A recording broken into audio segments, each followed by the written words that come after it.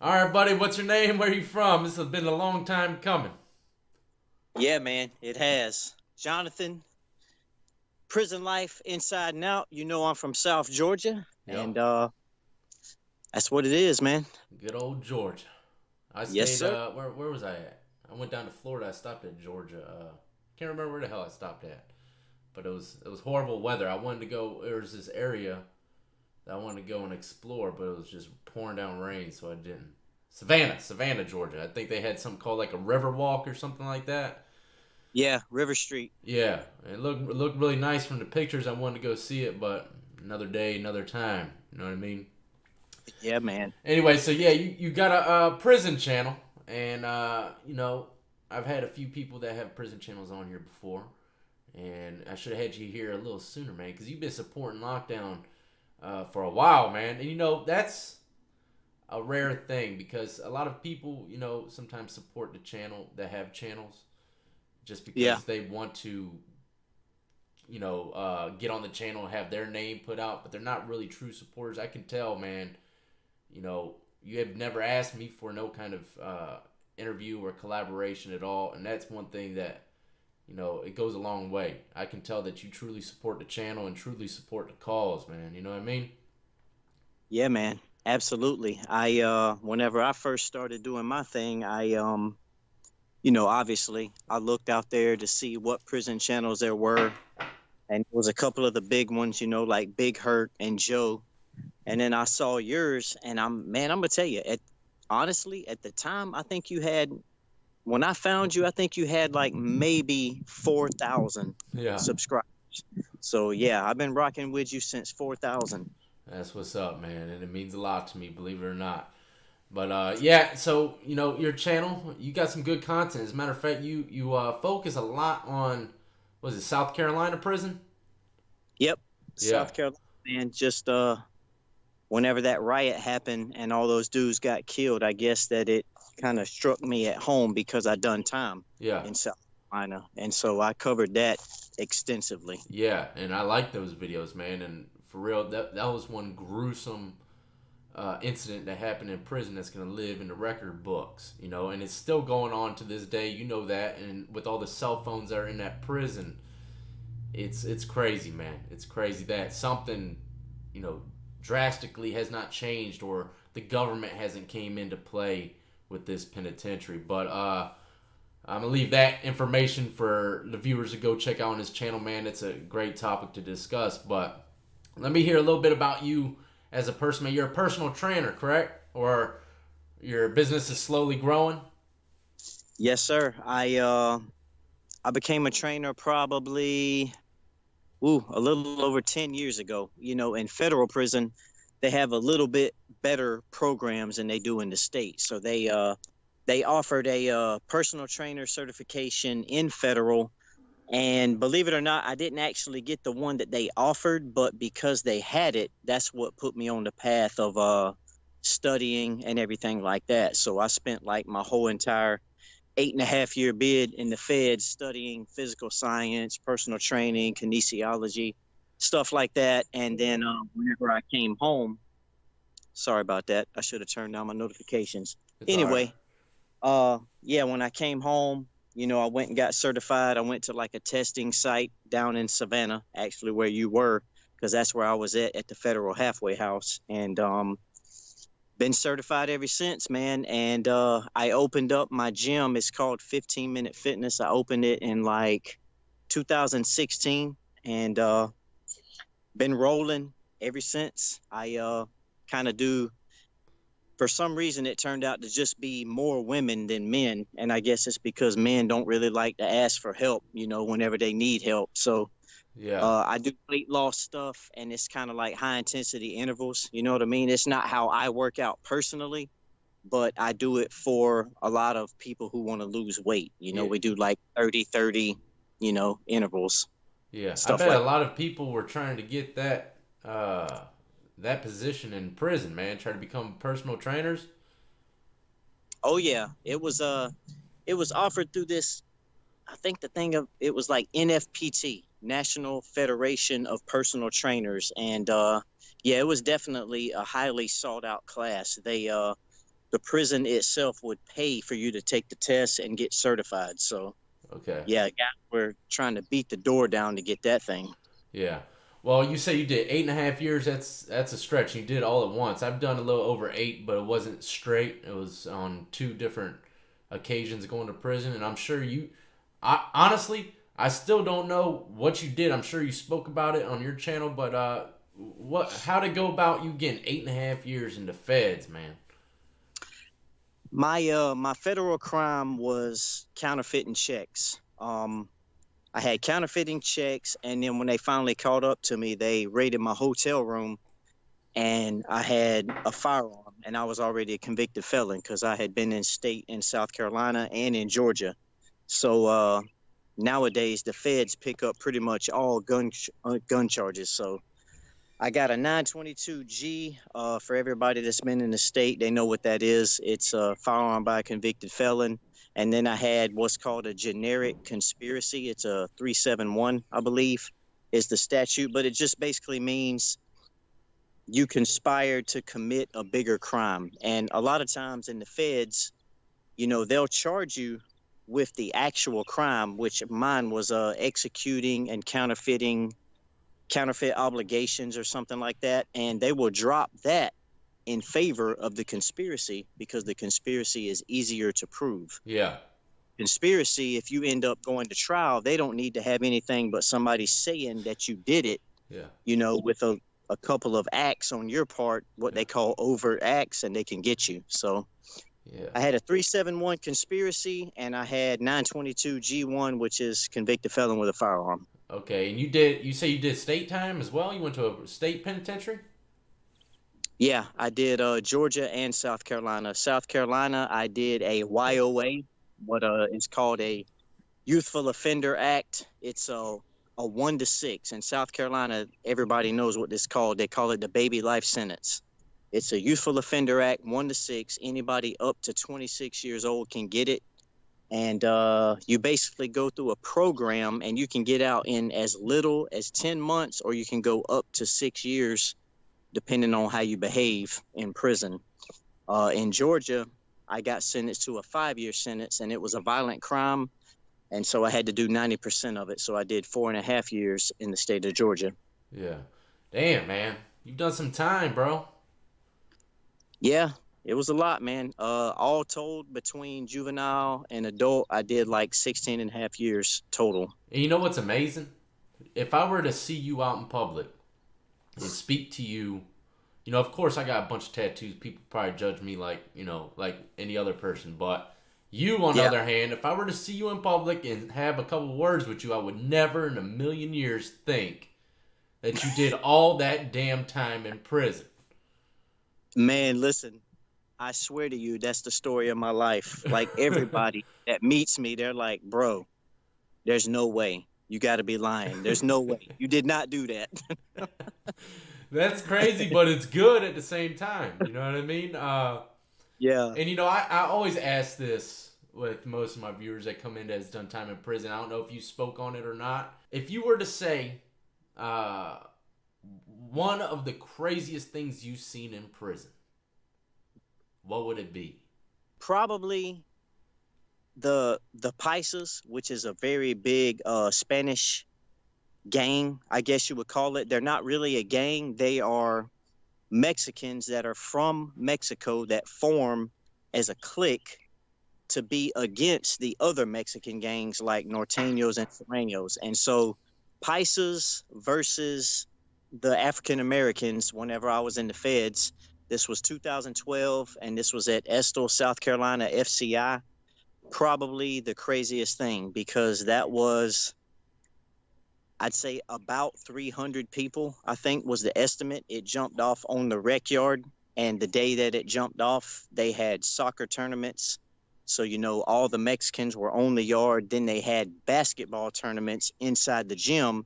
So a lot of the African Americans were also on the yard. And when that thing jumped off, it was total, utter chaos. I mean, they had weed eaters, rakes, shovels, homemade shanks that they were digging up from the soccer field.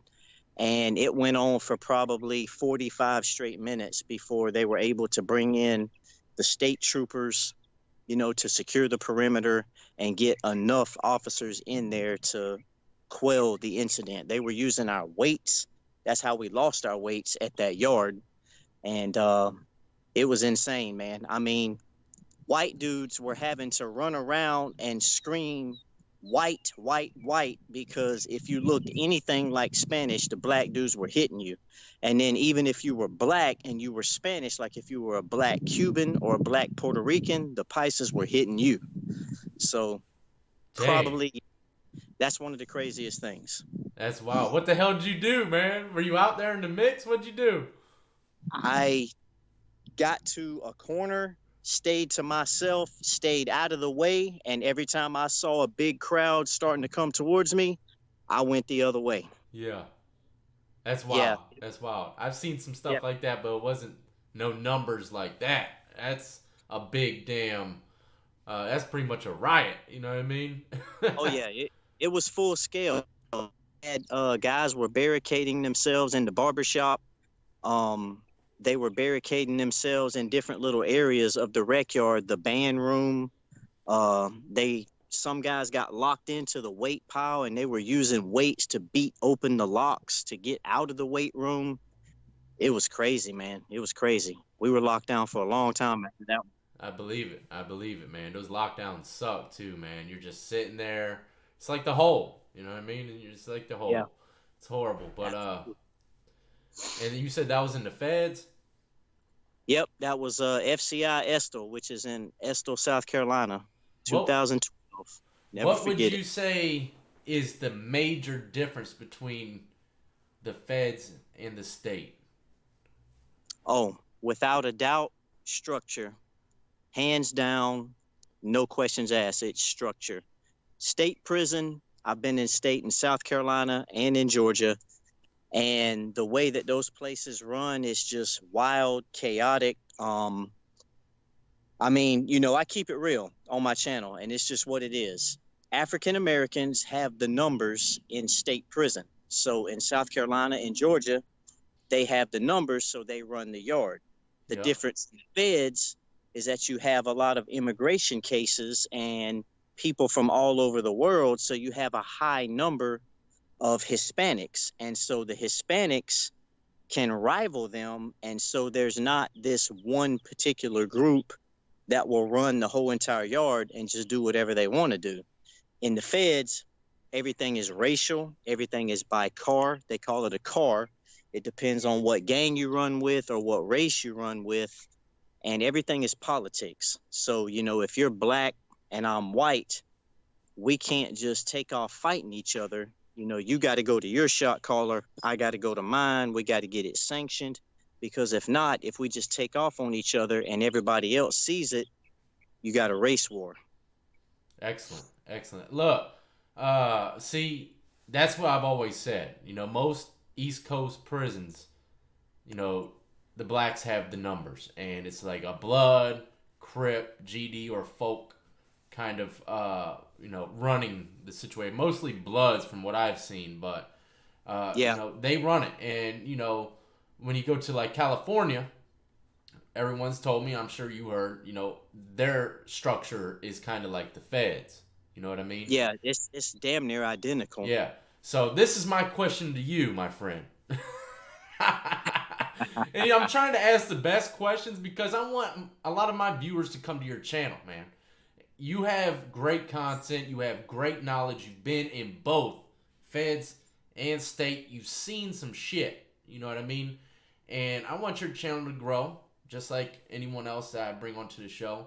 So that's why I'm asking these interesting questions. People want to hear this stuff. And if you were in the California State Penitentiary, and a group of the white dudes ran up on you, A, B, whatever the case may be, and said, "Look, bro, you're gonna roll with us."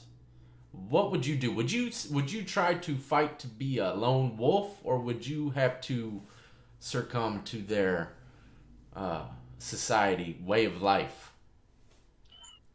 Well, I'm gonna tell you, man. And I'm gonna be perfectly honest. I I can't really say about California versus feds. It was similar in the feds, like I had that happen, and I did roll solo or Solano, whatever you want to call it. Um, but I'm not one of those guys who's like, oh, I'm gonna do what I'm gonna do, and I'm tough, and I'm this and I'm that, because when you get to certain places, man, and you meet certain guys, all that tough shit goes out the door. Like if I was in California, it might be a bunch of tough ass white dudes, and I might be like, hey, okay, yeah, I'm with y'all. But, And that's you all I know, want, man, is the truth. yeah, And exactly. I've said that And that, too. I've said that too. I said, look, if I'm in Cali, you know, I'm probably got to roll with the whites. My religious yeah, beliefs are gonna stay how they are. I'm not gonna be worshiping Thor or nothing, but at the same time, I'm gonna roll with them more than likely. exactly. Because let's be real. I mean, how many dudes out there really are for real gonna be like, you know what? Screw y'all. I ain't rolling with y'all. Y'all just gonna have to hit me up. I mean, I'm sure there are some hard dudes out there like that, but I'm not going to lose my life or anything like that, or my physical well being over something like that. So, like I was saying, a similar situation happened to me where I was at in the feds. We did have a few of those ABs, the Aryan Brotherhood types, who would step down from the penitentiary and came to the medium where I was. And they would try, to be like, hey, white boys got to stick together and this and that. And at that yard, it was pretty much, if you didn't do it, it's like you said, you solo and you just out there a lone wolf. You're going to be by yourself. But for me, if they give me the option to be by myself, then I'm good, because I'm not a trouble starter. I don't mind nobody's business. I'm not a snitch. So I don't have nothing to worry about. I'm going to mind my business, do my time, and that's it. Yeah, that's good. That's a good answer, man. That's a good damn answer. And you know, the whole race thing, it really shocks me, man, because I'm sure you heard my stories before. Uh, I've chilled with all kinds of races in prison. You know what I mean? And the most that I've seen with a divide is either street gangs or areas. Like Yeah. Richmond and Tidewater, they've beefed before. Or Connecticut, people came in from an overcrowded prison into Virginia and they were beefing with Virginia cats. But I've never, ever witnessed a racial divide like that, man. And I can't even begin to put myself in those shoes. It's wild, and that stuff, man. People don't understand. That stuff carries a long way when you leave prison. And that race Yeah. stuff. I speak about all the time. People coming out of Cali prisons are probably, after doing 10 years over there, they're probably like, man, to carry that racism with them on the streets for the rest of their life. So Yeah, absolutely. And I know in the feds, when you go in the chow hall, you can see every single individual car or race. Like when you walk into the chow hall, you come through the line, you can see whites are here, Cubans here, Puerto Ricans there, Paisas over here, and blacks over there. I mean, it's that divided. It's crazy. what about the religious card? Do they have any kind of, like, I know they might have Muslims or Christians. Are they blended in any way, shape, or form? Definitely the Muslims. Like I said, I always keep it real, and I'm not saying that this is every single Muslim, but specifically where I was, FCI Estill, I served my whole bid there. I went through Atlanta Penitentiary in transit, but I ended up at Estill and I stayed there the whole time. Um, and where I was, it was kind of well known that a lot of the guys would become Muslims because the Muslims did not require them to show paperwork. So a lot of the guys who were hot, which is what they call it in the feds, if you're a snitch, they say that you're hot. And so a lot of those guys would become Muslims because they didn't have to show any paperwork to prove that they wasn't hot. Now, in no way, shape, or form am I saying that's the way it is everywhere. That's just the way it was where I was. Yeah. Yeah, that's wild. Was it blended though, race wise? Was there whites and blacks becoming Muslim?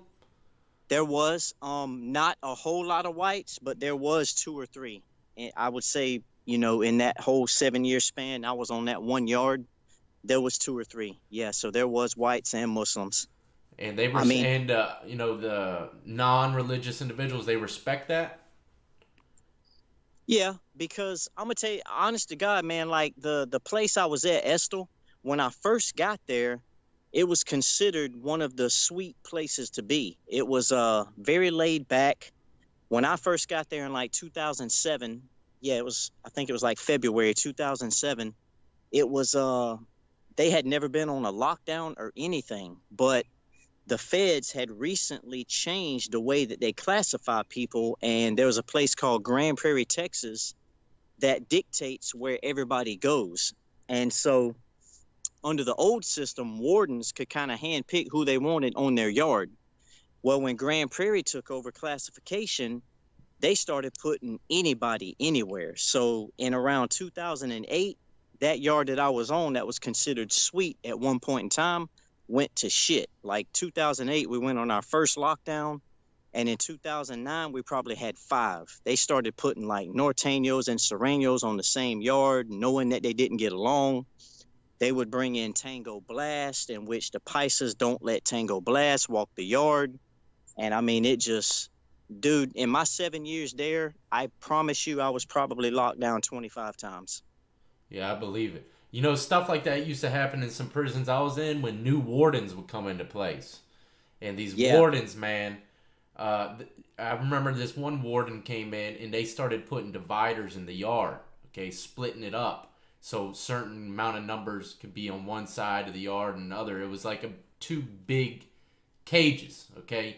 And yeah, when they did that, I'll never forget it, man. The inmates were so mad. The guy wasn't a warden for too much longer because all the rules and regulations that he brought in, inmates weren't having it. You know what I mean? yeah, They were just treating the COs like trash. Their lives were at stake, and as soon as he left, all the stuff started coming back to normal. You know what I mean? And a lot yeah. of people don't know that, but wardens, they can cause riots themselves. You know what I mean? Oh, absolutely. Absolutely, man. I'm gonna tell you, we had a female warden, and while she was there, man, we had a lot of stuff going on, and it was volatile. It was crazy.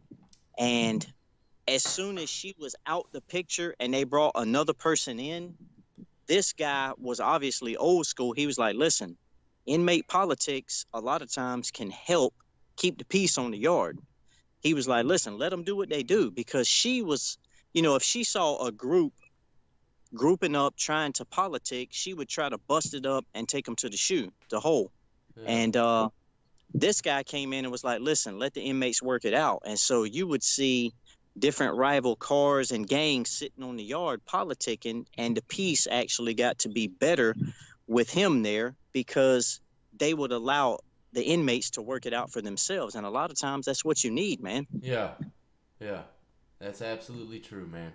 Hey, I'm not going to make this video too long. I think we got some great points out across and let my viewers know that you are definitely experiencing the arts of the penitentiary. But Unfortunately. I know, unfortunately, but you're out, you're doing your thing, man. You got children, and you Yep. look like a great father, man, and that's amazing. Yep. I And got 4 years out, man. 4 years. I'm done with paper. And this is a record for me. I never was out for more than a year, and now I got four. this is a record for me as well, man. I've been out going on 4 years in October. So Nice. this is amazing. I got off papers, and that's another story for another day. I got off papers. I was on it for so long, but when I got off, it was because I paid them all their freaking money. It's all about that money. You know how it goes, man. Yeah. Oh, I already know. Listen, I got almost $40,000 in restitution in the feds. We filed taxes last year, and we got almost like 8,500 for a tax return, and they took that shit. It's not So funny, but I mean it's expected, isn't it? That's yeah, how it goes.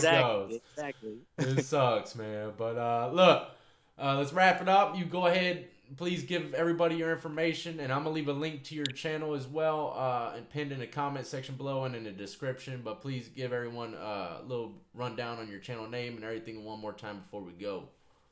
That's what's up, man. Listen, if you guys want to follow me, I am at Prison Life Movement on Instagram, at Prison Life Movement on Facebook, and my YouTube channel is Prison Life Inside and Out. Josh, I appreciate you, man, having me on the channel. Real recognize real, man. Always, man, and it was a pleasure for me having you on the show. And I hope this brings some viewers your way. Are you monetized yet? Yeah, yep. Okay, good. Okay, good. Yes, That's sir. excellent. All right, so you're already on that path and it's going good. I hope this grows your channel a little bit, man, and we'll keep in touch and get another one of these videos in the future. Absolutely, man. I really appreciate it, man. You don't know how much. Just stay safe out there. Keep doing what you're doing. It's looking great, man. You know, off papers and moving on with life, man. There's nothing better than that. You know what I mean? Yes, sir. All right, buddy. You take it easy out there, all right? Yeah, man. You too. All right, buddy. See you.